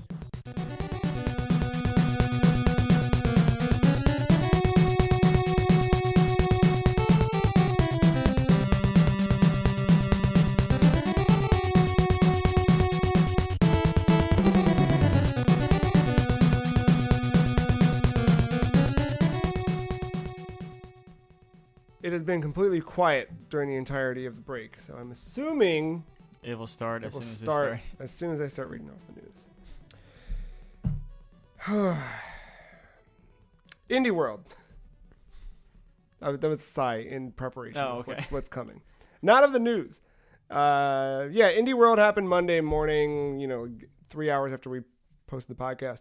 And Ori, as we expected, was announced for Nintendo Switch, out September 27th. The aforementioned Super Hot Hotline Miami out now. We finally got a release date on Blasphemous, September 10th. Yes. Just in time for Game of the Year. Anything else out of that thing that stood out to you? That pinball game looks good. Creature from the Well or Yes. Creature of the Well? Or whatever it is. I think it's Creature in the well. There you go. In the Well. Dude, that game looks really fun. Yeah. I can't remember off the There top of was my like head. 22 fucking games in that thing. I'm trying to It find a was- list and I can't find it. Yeah. It was a lot. But you just mentioned everything I liked, so. Yeah. Yeah, no, it was a good little blip. A couple things that I was like, that's fine, but Yeah, so happy for Blasphemous. a bit of sad news this week, or should I say this week in fuck GameStop. GameStop laid off 120 employees, 7 of which were editors at Game Informer. Yeah, I knew a thing was coming where people were going to get laid off, but I didn't know Game Informer was a part of that. I've been kind of like waiting on that for years, like knowing that Game Informer is under that umbrella and knowing that GameStop sucks. And knowing that magazines don't sell anymore. Right, I like them too. I So like. do you get them? I mean, I don't Yeah, because of GameStop. I think because I don't go into a GameStop. It's funny, like in the wake of this, and I know this is like the fucking whatever, right? Yeah. It's completely because this happened, and I was like, maybe I should subscribe. I went on the website to go subscribe, and it's like go to a store to subscribe and sign up for Gamer Boy, whatever fucking Power Up, and I was like, I thought they would have had like digital versions or something. they have a digital version, but I was like, if you wanted print, like Oh, I mean, yeah, I mean, I feel bad for the physical stuff, but I wouldn't mind still. no, I mean, even Nintendo Power was still around. yeah, up until I would do that digitally. yeah, fully for sure, but yeah, it was a couple people were on vacation and it was completely like cold and just not, there was no like HR involvement. There was no like, it was literally just like, The only severance package was Funko Pops. oh man, can you imagine? They probably would. Yeah. I could see them doing that. Like outside, like being serious. I could see them being assholes like that. Hey, we're not going to be able to pay your health insurance after your termination date, which is today, by the way. But here's a Pickle Rick in a fucking box. Joe was recently one of those that got fired. Recently attacked. But in all seriousness, that sucks for them though. It sucks a lot. I mean, across the board, the whole layoffs, right? But like, Yeah. On the Game Informer side, it's just like, because the two things could not be more separate, right? Like, and to have it affect that side of it really sucks. Mm-hmm. Out of it though, the editor-in-chief, Andy McNamara, who's been there since the beginning of it, talked about, just moving forward and like it sucks and, called out everyone who was fired and affected, and just said like, if you're hiring, please hire these people that, I give them glowing reviews, whatever. And then I saw that the one, I think he was a senior editor, Imran Khan. We've talked there have been stories on this podcast where we've cited him because of his reporting. He got hired by Kind of Funny, so now he's Cool with Greg Miller and those folks. So, some good came out of it. But anyway, that's been your the fuck GameStop minute for the week. Back to our normally scheduled Sony acquisitions news. Thank you. PlayStation Worldwide Studios purchased Insomniac Games. Finally. Yeah. Now that girl's finally right. You know the one. What? Boy. I know different episodes. Yeah, I know. but I know. After, for a long time, I guess Superman, Jesus. Spider-Man's the one that finally pushed over the edge, I guess, with that game selling 13 million copies, I think. 13 or 13.5, something like that. Yeah. Let's go 13.3. Meet in the middle. Sure. Insomniac's now owned by Sony. What do you think it means? Spider-Man 2? Fuse 2, baby. Yeah, bring it. Bring it on. Did you play that? No. I think I played That looked generic as fuck. Yeah, And from what I've seen and heard, it is generic as all hell. That was traded in quite often. Yeah, I bet. I wouldn't mind seeing another Resistance pop up. Maybe I've seen that idea floated, and like I did like Resistance when that first came out. I never played any of them, and I'm going to tell you why. Because by the time I got a PlayStation, Resistance 1 never got updated to support trophies. Because remember, trophies weren't there at the beginning of PS3, and I was such a dumbass that I was like, I'm not going to play a game that doesn't have trophies. But I can't play 2 because I didn't play 1, so just not going to play these fucking games. I started playing the first one. I remember it did not play as smoothly as like a Halo, and that kind of it kept me away from it at the time. I wonder going back, knowing that it plays a little bit different, if I would like it. But yeah. I did see somewhere, I don't know where, but Insomniac is retaining the rights to Sunset Overdrive. Yes. That's cool. Because there was a thing at some point Ted Price had talked about. They always could make one. They just, it seemed like Microsoft didn't want to make one, but they. What the hell was that? All right. Yeah. Great. I would like to see another one. Sunset Overdrive was really good. So you probably won't see the first one on PlayStation. No, that one is still You can't- yeah. exclusive Right. to So if they make a sequel, it's just gonna be number 2. Fuck it. But like, if anybody's like, oh, you have to go to this system to play this one, then you have to go all the way to. Nah, this just make a fucking comic book, an interactive comic book, There like you go. Mass Effect Yeah, style. exactly. Hey, And that then- worked. And actually put Ryan Reynolds in this one, and then everyone will stop thinking that he's accidentally in it. We talked about Gamescom a little bit. There were 3 things that you could sleep through on Monday if you wanted to. We had Inside Xbox, which actually I think Inside Xbox may have been the strongest. Which is, I know, but of the 3. What are the 3 here? Yeah, we had Inside Xbox. We had that Stadia fucking That was weird. easily the worst one. Yeah, I it was didn't just- even watch Stadia. Did you watch the one a few months ago? Yes. You watched this barely, one. but Yeah. yes. You watched this one plus the Cyberpunk 2020 trailer or 2077 trailer. Cool. Just so fucking tone deaf. Did you watch it, Shout out Yeah, to my fellow just, Stadies like, out there. dude? Just oh my god. Like, I mean, we had it on at work and we're just like talking over it. You know what I mean? Like, normally when this shit plays, you're like, shut the fuck up. Like this, it was just like we're making fun of it. Like we're not. It's just not even. It was bad. It just felt. I mean, did you expect good? You gotta do something. I didn't expect good, but I didn't expect that. Like, just it. I don't know. It felt like I felt like a Nintendo Direct that had absolutely zero charm. no charm, no heart, no anything, and it. It's just a Not even movie like box. Google branding. It was just white. A lot of white. Yeah. Trailer. White. Like, I didn't even see like the Stadia logo a lot. No. Definitely didn't see it a lot during that Gamescom conference, as I noted multiple times. Right. It just. I don't know. It felt like the fucking Steve Buscemi fellow kids thing. Just. I don't know. What they gotta lean on is the fact that, you know, their games are limitless because of the power of these servers. But yet all you did was show me Orcs Must Die that, oh, hey, we have like 100 more enemies on this fucking screen. And the game doesn't even look that good. I mean, like, Yeah. it has that kind of art style that doesn't seem to be pushing the limits, I'll say. And to go the other way with it, right? I can easily sit here and say everything I'm saying, but what else can they really do? Like, they told us exactly what it is, how much it's going to cost. You know, we get it, right? Like, it's a thing where I can take a thing anywhere and play anywhere. The concept of it is easy to follow, and then They need to make like an original game that utilizes that. and I think they will, right? But if they don't, I don't have think they that, will. I think they will. But until they have that, all they have is here's a library of games that are going to work on this thing when we launch in November. And when we launch in November, I think that's the thing is like. Oh no, you're right. They did talk about a game or two. But last time at with this that, point, I yeah. feel like it's really just about getting to launch because there's not much Yeah. more you can say or even need to say. It's just like the Also- people who are going to buy it are going to buy it, and the ones who aren't.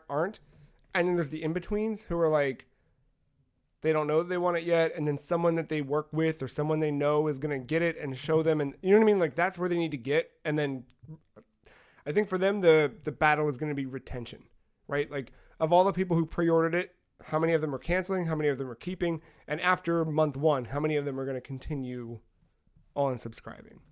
Yeah, just I don't feel the heart in it.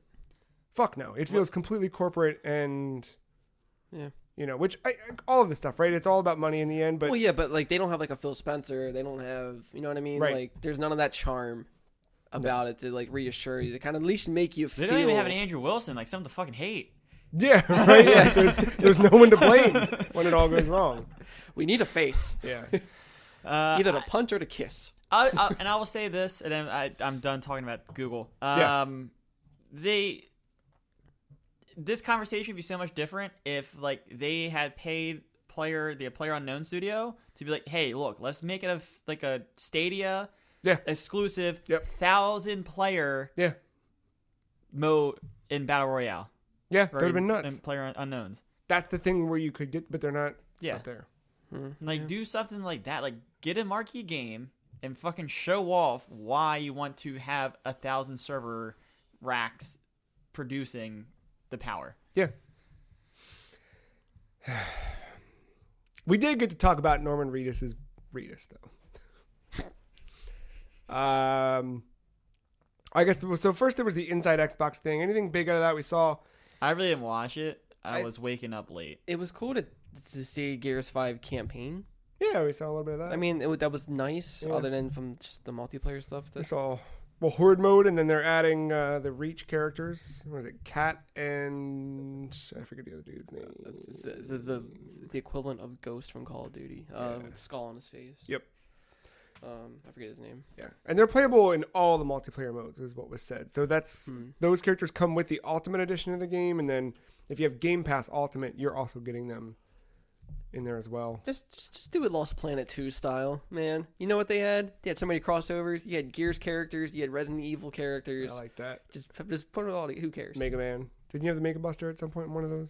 I don't know. Yeah. But I know you could be Wesker. I know you could be Marcus. I know you could be Dom.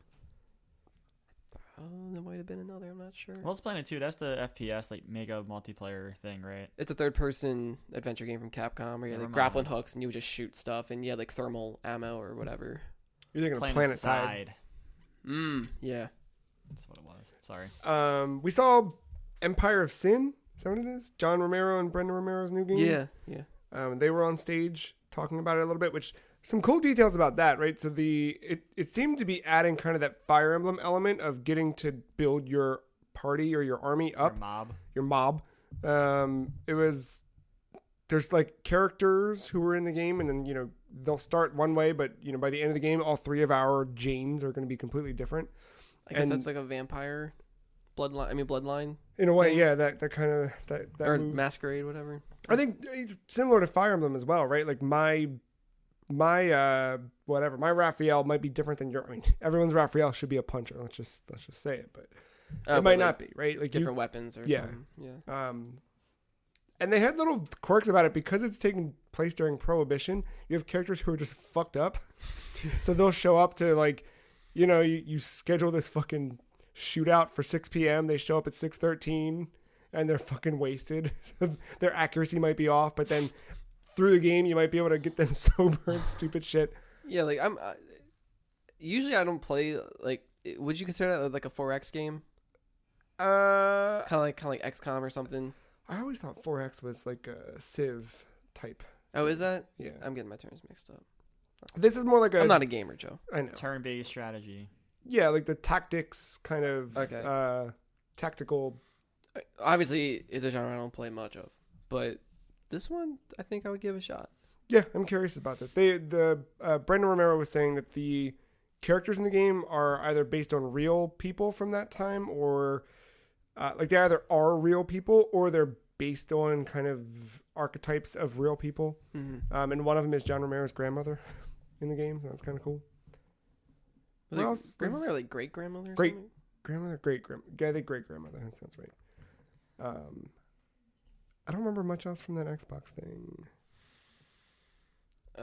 Yeah, it was I didn't watch it. I don't remember. So it was a lot of inside jokes. I'll tell you that. A lot of that stuff. That thing needed to be a little bit shorter, like a little less of the like, hey, we're all in a room together with all these I feel like the one that happened last year in Mexico was a little bit like that too, where it was just like, the difference though is all the people in Germany were fucking terrifyingly staring into the camera with no emotion, where the one in Mexico, all those fans were super passionate about Xbox and like screaming and smiling and passionate, waving like Mexican flags along with Xbox flags. Like, Phil was there too. Right. This one, it was just like difference. these fucking creepy dudes who look like they're posing for the front of an album cover, just like glaring directly into the camera. Like, what are you doing? What do you? Are they about to interview you? And you're just like waiting. Oh no, you're just a guy. You're just a guy. No one's asking you about your game. What's the fucking that disintegration? That was at the Keeley thing. Oh shit. Yeah. Never mind. Yeah, I don't know what else was that inside Xbox. I don't think it was a ton. It was like I didn't care for it too much. I don't think there was anything new that I remember now, but it was a lot of updates on things we had already known. So what's the third thing? The third thing was Keeley. Keeley. Oh. I would say Keeley's was the strongest out of all that. Yeah, I agree. Yeah, there were like new controllers. PlayerUnknown's Battleground is going cross-play with PS4. We saw Wasteland 3, Metro Exodus expansion, Destiny 2. There was not a ton of new. But I'm sorry, Gears Pop came out. Wait, we didn't talk about that in Now Playing. You guys have been playing Gears Pop, right? No. Oh, all right. Shouldn't even say anything. Just should let it. I've been playing Dr. Mario on my phone. All right. And then, so Jeff Keighley had Opening Night Live, here's what I remember from Opening Night Live. I remember the Disintegration trailer. Mm-hmm. I remember another Destiny trailer, because it was the third Destiny trailer we saw that day. And then I remember Hideo Kojima. I remember the awkward silence for FIFA. Oh, yeah. Oh, that was so uncomfortable. I felt so bad for him. That and the you Need for can see his Speed face. thing. Jeff's face was just like, oh, okay. Yeah, the Need for Speed thing. Or you can download an app now to build your car before the game comes out in November. That's cool. It's, yeah. You know, if you're into that. I mean, character creators, I'm all about them. Whatever. Yeah. I just want them to do something different with the story. I'm tired of we're going to take over the city. Yeah. I kind of like the day-night thing. I like the day-night thing, but it's the same fucking stuff. No, that's what I'm saying. Like, that's about it. Like, that's really all has to go. Like, that's all it's going for it. Yeah. I remember Gear at the beginning. I was fucking pissed I was seeing that for the second time today. What game got a sequel? What little, Little Nightmares? Yeah, Little Nightmares 2. That was cool. I didn't get to see a lot of that trailer because I had to step away, but I mean, it's cool. Yeah. Those weird Civ-like games. Anno, and then the Humankind. The Humankind from Sega. So that was our Hatsune Miku thing. Yeah. So apparently, with that, I think the idea is that you can construct humanity your own way. Yeah, it seems like you're jumping in periods. That's interesting. Yeah. So I guess hence why you have a caveman dude with a synth in space. Yes. Because that's just the way that evolution cycle went. So one field can be more advanced than another. So I like that. I'm looking through something. Probably won't play it. That seems interesting though. But Witcher 3 Switch. Yeah. I mean, I know it got stretched out on that screen, but that looked pretty bad. That looked pretty rough. Yeah. As expected. Predator. Still gameplay of that. I thought it was the questions for that were funny. We're like, so how did you how did you go from your last project to this one? Because they're both licensed. I'm like, they didn't say the real reason. I'm like, because the other one's on a fucking halt and you can't do anything for it. Can't do anything with it. So, yeah. But I mean, that looks cool. And then the Call of Duty Modern Warfare Alpha, that's already done at this point, I think. Yeah. And then Erica, the Shadow Drop. Yeah. Yeah. $10. I watched Easy Allies stream that. That looks fun. That looks like something I'll play before the end of the year. It's what's interesting about it because it's choices will pop up, but it's not like that's it. Like you actually interact with the movie or game. I don't know what to describe it as. Can multiple people input? No, I think it's just one person, and if you're using the controller, you use the touchpad, and it's very loose. Okay, but you can also use a phone. As I was thinking, could Katie and I both download the app? Because one of the first things is to flick a lighter, and you actually have to put your thumb down on it like you're flicking a lighter. That's cool. And it's weird because it's the stuff in the film, it no assets stand out to where this is clearly a 3D model they put into the movie so you can interact. No, they actually took frames from the film and made it look because you can go back and forth with it. If you're opening up the lid off the lighter, you can just, and that's it's neat. It's cool that it's all just in there, it's real. Huh. I don't know. Interesting. But yeah, that's cool. It's 6 or 5 different endings. Not bad. Disintegration. That's really the only thing I want to talk about out of that thing. How do you feel? That did nothing for me. Same. I wanted it to. I'm curious enough to try it. No, me too. I was just I think going into it, I was expecting something a little bit bigger, and this definitely seems a little bit. I mean, it is a indie. I didn't realize that. Thing. I wasn't even thinking. You know what I mean? Yeah. It got a magazine cover. You know what I mean? I was thinking about oh shit, this is gonna be a big. Okay, all right. Yeah, I feel like they didn't convey what they wanted to with this reveal. No, yeah, it was very. Quick. I think it got confused. Are you a pod racer? Are you Titanfall? Are you Halo? What? yeah. The problem is that we really, couldn't see anything of it because we had to make sure we had enough time to spin a camera around Norman Reedus for a while and hear Jeff Keighley confess his love for was really uncomfortable. Oh no, I loved it all. I absolutely, Dude. I knew they were always tight, like even back then, but like even during like game trailer days, like I knew that, like I knew they were good friends, but like this time around it was like This is a different. something happened. This also like seemed, I built a soap opera in my head about it. I did too, fully, like, because you can kind of see it all unfolding. It's not. I don't know, man. That felt weird. Because it's not going to be like this after the game is out. That's probably why it went the way it did. Like, because what's next year going to be for Game Awards or live thing that we just saw? Like, it's not going to be Jeff talking about Hideo in any way, because Hideo's going to be taking a fucking break. Like, no, he's not. He'll go. Konami's bringing him back to make Metal Gear Solid 6. I mean, I like whatever his next project is, he's not going to talk about it. Yeah. So, like, what are you going to fill that dead air with this time around? Not a montage. You're not going to. He did say Death Stranding. We had a trailer pretty early after he left Konami officially and got that PlayStation funded studio. Yeah, I just don't think it's going to be on the level that we saw it recently. Like, Hideo isn't going to be this. I don't think he's going to be the spotlight this time around. Oh, you mean next year? Or you mean this year at the Game Awards? Both. Dude, I feel like... I mean, Game Awards. Obviously, he's going to get fucking awards. Yeah. So maybe there. But next year, no. I don't see it. Yeah, Unless they fucking do the annual Hideo Kojima Award. Dude, for students building games. I could see he's going to... All right. Look, predictions next year, that's one of them. Oh, shit.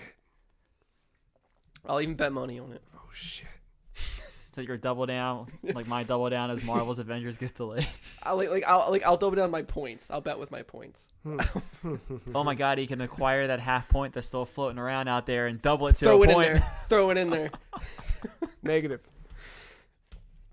But yeah, he'll get awards out the ass. Jeff's gonna be the overall right. Even if nobody votes for it, the popular vote is cross out Jeff and put popular over his name. Jesus. Death Stranding. Let's see. Uncharted film director Dan Trachtenberg leaves the film. I know. Kill it. Tom Holland. Well, he's available now. Tom Holland.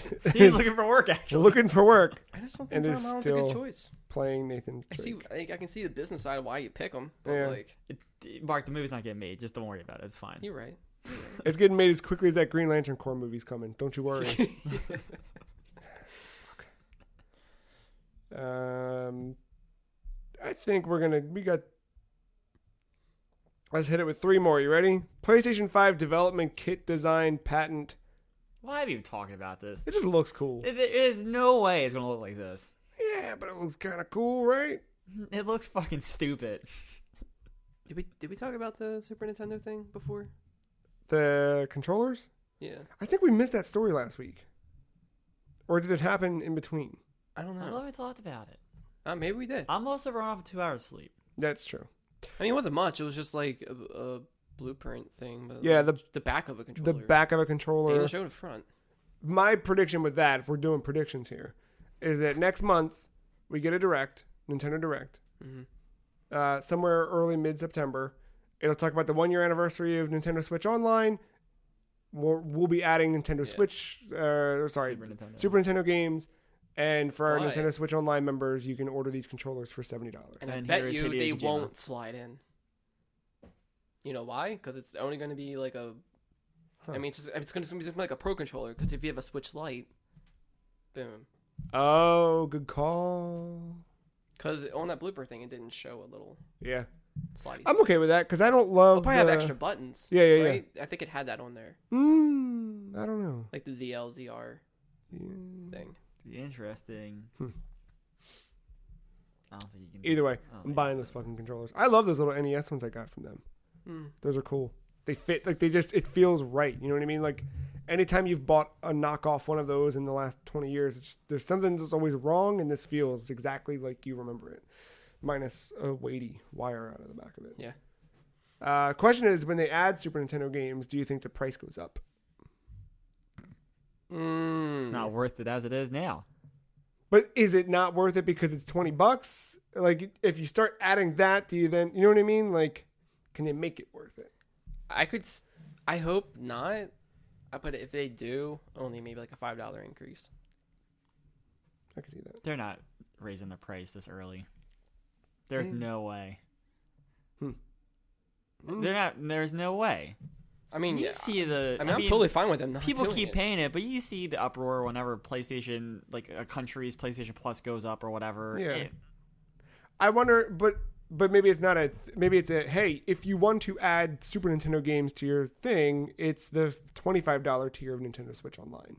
That also gives you. Can you play the NES games online with a friend? Yeah. Like anyone's at a 2-player? Yeah.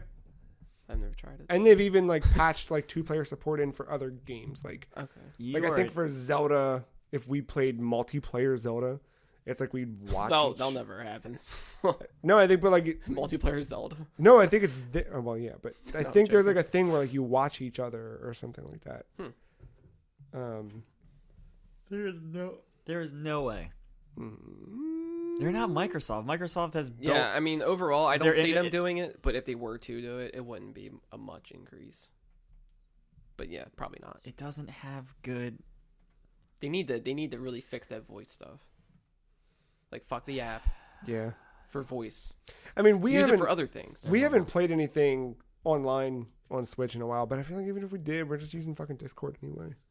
You know, I wouldn't mind using the Switch app if it fucking worked. I don't even like Discord. It's just weird. It is weird. I mean, it's fine. It does its job, I guess. It's fine. Yeah. I don't know. I feel it's more. I'm just not used to it. I like the little pictures in the corner so I can see who's talking. Yeah, I appreciate that. Not that I don't know it's you guys, but like at least I mean I'm just speaking for the mobile version. I don't know about the desktop version. I joined a bunch of Discords. I've got a lot of them on my sidebar there. That's fun to like pop in and see what kind of nightmares are happening. Speaking of nightmares, in Batman 666, you might remember when Damian Wayne became the Dark Knight. And we heard some time ago that WB Montreal was working on a Damian Wayne Batman game. Damian Wayne being the son of Bruce Wayne, of course. And some concept art came out from that canceled game, which I think is what sparked me to go back and play that game. It started the sniff. Once I saw this, I could smell it a little bit, and I wanted to taste it a little bit. So, we see some shots of Gotham. We see an older Harvey Dent, Two-Face. We see Poison Ivy, who looks like a cool goth teenager. Meanwhile, Harvey Dent looks old, so I don't know what's going on there. I don't know if it is Pamela Isley. We see Gorilla Grodd hanging out. That's a different one for that. We see Black Mask, but this time a female Black Mask, not Roman Sionis. But she looks Ramona. Yeah, look at that. She looks badass. So I would. I don't know if there's ever been I don't think there's been a female version of Black Mask in the books. And then we see Dick Grayson just kind of hanging out in a fucking members only jacket. So I don't know what's going on there. Members only for his dick. That's okay. That makes sense. Now I get it. Yeah, I don't know. Kind of wish this game would have gone a little bit further. That would have been a neat story to explore. Yeah, and it makes me curious to see, like, if that got canceled, what are they working on? Maybe it's that Court of Owls thing. And if it's that Court of Owls thing, when is it fucking coming out? Couldn't tell you. I know. And our final news story of the week. Mortal Kombat 11's Combat Pack has been fully revealed. Mortal Kombat 11's leaked Combat Pack has been fully confirmed. With Nightwolf, Shang Tsung, who are both already out. Terminator, Spawn, Sindel, and Joker.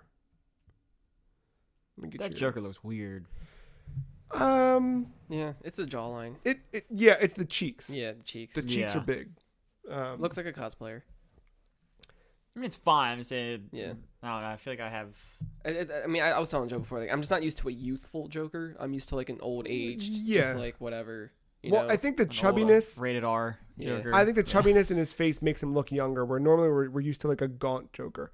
I think the picture that you had sent me of like all iterations of a NetherRealm's Joker side by side really made this one. I like this one. No, I mean, I think overall, like, the design is really nice. It looks like it's trying to blend a lot. Like, some from Dark Knight, some from, like, classic design. You can tell, like, in the clothes and everything. And the way the makeup's done. I appreciate it doesn't have the dumb little. I hate that tie. You know what I'm talking about? I kind of like it. The Colonel Sanders tie? Yeah. I don't know. I like a little more modern look to him. I mean, true. I like that as well. I mean, I can do her with or without. I've yet to try Nightwolf, so I bought that combat pack. I bought the whatever version of Mortal Kombat, and I haven't turned on my PlayStation to try Nightwolf. But Terminator T800 will be out on October 8th. Sindel November 26th. Arnold's not voicing him, by the way.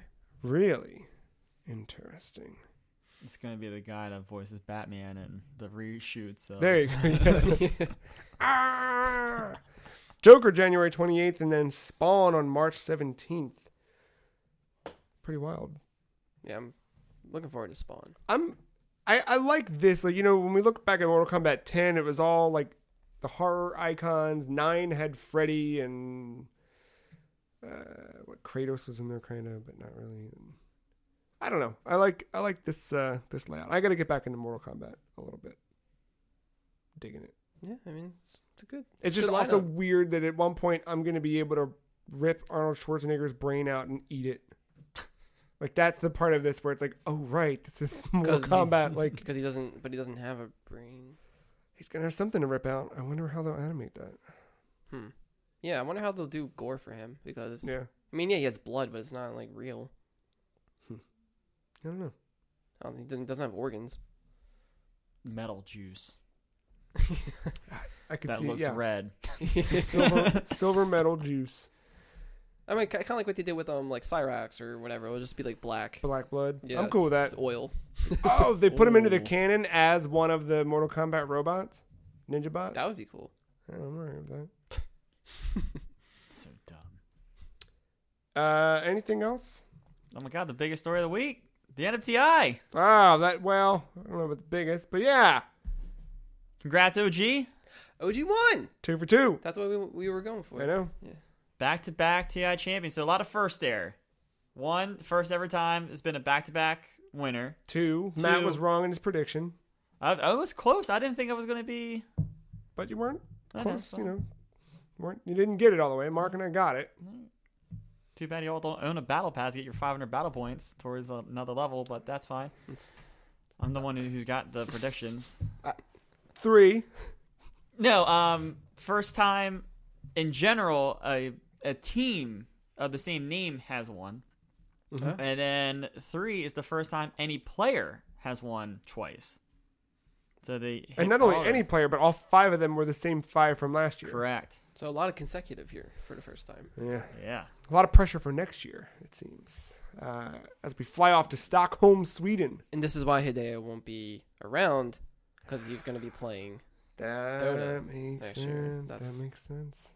I have to say, OG, like, whenever they were in that booth, it just looked like there were 5 dudes just playing Dota to have fun. Like, you watch the other teams, they're all just fucking sitting there serious and shit. Yeah. OG's fucking dicking around, sending emotes in the middle of their thing. Like, there's all kinds of shit with the battle pass you can do. Like, you can dig, like, these little digs you can do around the map to, like, look for battle points or card packs or just random shit. And then before they'll kill someone, they'll dig real quick and then kill. Oh my god. And then there's always tipping is supposed to be this thing of like, hey, you had a nice play. Here are one of my 10 tips I'm able to give you, and here's 50 battle pass points. Of course, on the pro scene, that's more of a, I just fucking pwned you. Here's a tip. And of course, they're like the only team that's doing that constantly. So it's teabagging in Dota. It's fucking fantastic. Got it. Wow. Fuckers. I'm excited to see. I just realized that Valve has done this. Every year they do this little hour-long documentary called True Sight about like the last day of the international. And I watch that was one of the other things I was doing last night as I was waiting that hour and a half. I watched the one from last year, and dude, those players talk so much shit about each other in that booth. Really? Like they'll be sitting there drafted, and they'll be like, they won't pick that character. They're not going to pick that character, and then they pick it. Like, what the fuck are they doing? Like, why? and then they're going to ban they just, and then like when they get off, like when you evidently in the Seattle stadium, like they walk out in the same spot and they go like to the same parking lot to smoke or do whatever, and they're like talking shit about the other team, like probably from like where the table is, like to the other corner of your basement. Oh my god, that's like if you like listen in, you can hear them. The thing is though, PSG of course talked the Mandarin, and do OG they show was talking subtitles? English. Yeah, but like if they were talking Mandarin over there, we wouldn't know. You're not gonna know, yeah. But dude, that is a good. I know Dota is not the best thing at this table, but just to see like what is going on in that booth during drafting is pretty cool.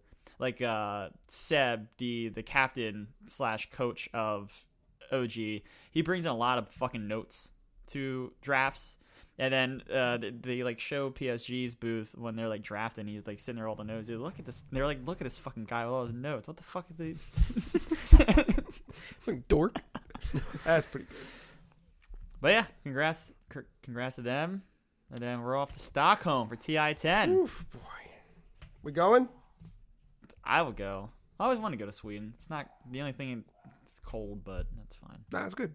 Their fish are good. really tasty. I go for seafood. I was like, I never had sweet fucker. I forgot. Yeah, that's right. I wonder if you'd go around with like a bag of Swedish fish, like you would just like, what the fuck are you doing here? Get out of here, Mary. Oh, I'm sure it's like every tall person who's been asked if they play basketball. Like, it's just the Swedish are too kind not to punch you, but they will hit you with a IKEA. Anyway, IKEA jokes. IKEA jokes. Yeah, I'm ready. I'm ready to go to sleep. I slept 2 hours last night because of the grand final and work. Yeah, well, we'll get you off to bed. I might go play some Mortal Kombat. What are you jumping into this week? We got Control out Tuesday. I do want to get that. I will be playing Control. And Astral Chain out on Friday. Fuck, I want to get that too. We're in the season now, boys, aren't we? Yeah. John Madden saw his shadow, and now all the games can come out. It's not my joke, but I'll share it on with the masses. Yeah, I'm going to keep grinding on Arkham City for a little while, probably. See what happens with Iron Banner, I guess. Yeah, I'll probably jump into a little bit of that. I'm going to keep playing Dota because the Battle Pass still goes on, so I still got time to complete that jungle. Yeah. I mean, I'm sure we'll get ODST out of the way. Yeah, we're Before close. 5. We've got like 2 missions left or something like that. Yeah. And then, yeah, maybe we'll jump into 5. That is going to do it for... That reminds me, I have to plug in my PlayStation. Because I missed time to record the Free Cheese Wrestling. Yeah, we're coming up. We are coming up. And yeah, we'll be back next week with another episode of the Free Cheese Podcast. As always, you can find us on thefreecheese.com. The aforementioned Free Cheese Wrestling is there, along with some other of our fine programming, such as If They Don't Dance and the Chaos Chronicles. We last left off with Amy Rose, seeing what happens in Sonic Adventure. Follow us on Twitter. The Free Cheese is at Some Free Cheese. Marc is at _mental. Matt is at MattyIce131, and I am at The Free Cheese. Podcast at The Free Cheese. Oh my gosh, hiccups. Podcast at thefreecheese.com is an email address where you can send us emails that say, hey, those noises weren't so bad. And I like video games. If you want to send us an email that says you like video games, we'll read it on the air. Check that out. And that's it. Thank you, Marc. Thank you, Matt. Thank you, listener, for listening. And we'll see you next week.